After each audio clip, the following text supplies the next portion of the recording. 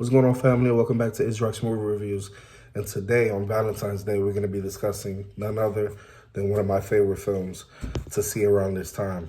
And I gave you a lot of love stories recently, but today we're going to get straight back into horror. And this movie is called Valentine from 2001. It's one of my all-time favorite treats to see around this time. It's just really fun to see. And if you're looking for a slick slasher movie that's light on action for the most part and heavy on plot twist, well, this is your movie. All right? So let's get straight into it. This is a predictable teen slasher movie with a great score thanks to a wealth of explicit and gruesome death sequences, a few good jump scares, and some nice stalking slash routines which are handled well by enthusiastic Australian director Jamie Blanks, who cut his hard teeth on Urban Legend. Urban Legend wasn't a great film, but it's actually one of my favorite movies to see also.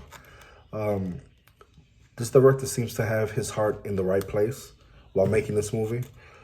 After all, he's a big horror fan himself. And indeed, with the right material, he could be the one to break the genre. And at that time, early 2000s, he was basically, everybody was going after Scream and I Know What You Did Last Summer after the successes of those movies. And in the meantime, Valentine is fairly mindless fodder, if I could say that. It's appeasing enough, but nothing that you would expect from the actual premise. Although the movie is fairly slow-paced when it comes to the action, its plot is heavy. It has a lot of stuff in there, with plenty of minor characters and red herrings to keep the viewer on his toes. And the running time pretty much flies by. This movie is well-paced. I'm not going to say it was well-written, but as we dive into this, you tell me whether you want to go see this movie or not, and I'm going to recommend it to you. And rarely was I having to resort to checking my watch during this movie. It's not a boring movie at all. And sometimes with new releases around that time, I remember being a teenager, a lot of the movies were kind of waste of time. But to get straight into the positives with this film, the death scenes are one of the elements of the film that do show some originality to them. Victims are killed in novel fashions with weapons such as irons.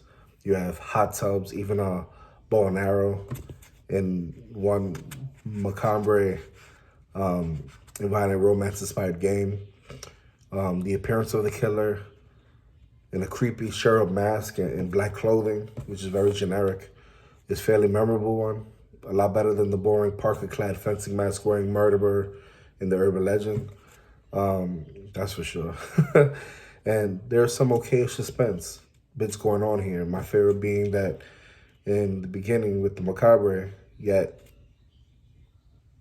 it's one of my favorite scenes, but methodically, the stabbing of the corpses in the body bags was something I thought could have been better, could have been placed and written better in that scene.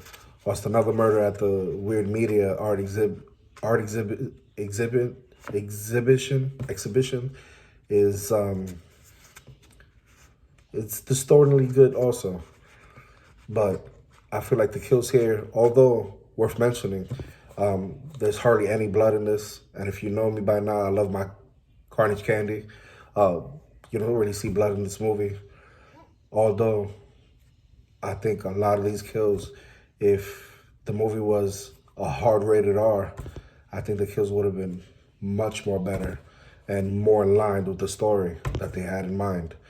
When it comes to my mixed aspects, I feel like the costume of the actual killer could have been better. The costume usually scares you in certain aspects, but it's not a scary costume. They could have made it a little more intriguing, a little more scarier, especially for the viewer. You know, I feel like I could take a 3-year-old to this and they're not gonna be scared of the actual mask. And that was one of my missed aspects. As I watched the movie over and over, I got used to it. You know, it was like watching Ghostface, which Ghostface to me doesn't really terrorize me. But Ghostface, there's aspects where it can scare you. The mask does scare kids. This mask did not do that for me. When it comes to negatives about this movie, on the downside, the characters are grating and unappealing, and the story appears to have been borrowed wholesomely by from Scream, following a very strict and unremarkable plot to the surprising end, which nonetheless finishes ambiguously, which makes a nice change from the usual run-of-the-mill productions, which is necessary to tie up every single loose end. The casting is fairly average. The young actresses are good enough to carry themselves, but the ante hasn't been upped in the youth horror genre around that time. And as of late, I feel like it's getting better. But, you know, this movie did not excel in that aspect, which perhaps it should have. The biggest offender is Denise Richards in this movie, who's more than happy to play a one-dimensional bitchy character, and who grates on the nerves throughout the movie. David Boreanaz from Buffy appears briefly, but is largely wasted in this movie. When you have an actor like that, you got to utilize him in the best way you can. He was amazing in Buffy, in his own show Angel, even in Bones. I'm shocked that they didn't really use his star to get across the point that they were looking for in this movie. You know, I don't want to spoil anything, but they should have made him the killer at the end of the day. He has the body for it. He has the physique. And I think with him being the killer, the movie would have been a little more prominent and people would have been speaking more highly on the movie, maybe up to this date. And at least until the very end, he does what he's supposed to do in the movie. At the end of the day, you can safely miss watching Valentine's and not worry about anything remarkable that you lost out on seeing. However, if you do want some slick, glossy, well-made, and occasionally stylish thrills, then you could do a lot worse than this, trust me. Was this all junk? No. Was it a blockbuster? No, but this is not a movie. This is not an awful slasher movie. This is a movie that you can hold up there with My Bloody Valentine and Hospital Massacre, which features similar stories, which are a lot better. But take your chances and definitely watch this movie. I think the ending is going to take you for a loop. So I give this movie a solid 6.5 out of 10. Not obsessed with it, but take your chances. Go see this, especially now. It's on video. It's on streaming services. Check Tubi. You'll definitely find it there. All right?